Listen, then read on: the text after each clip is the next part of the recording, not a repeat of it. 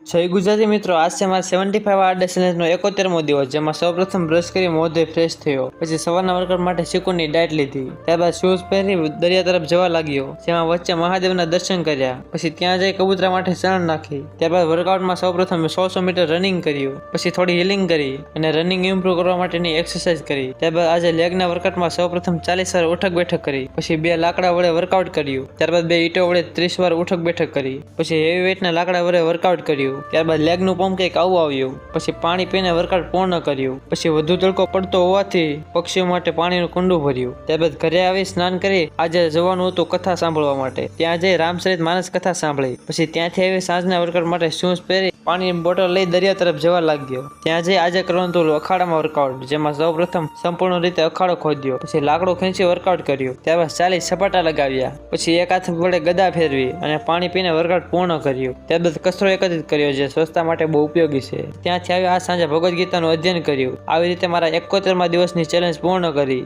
બોલો જય શ્રી રામ.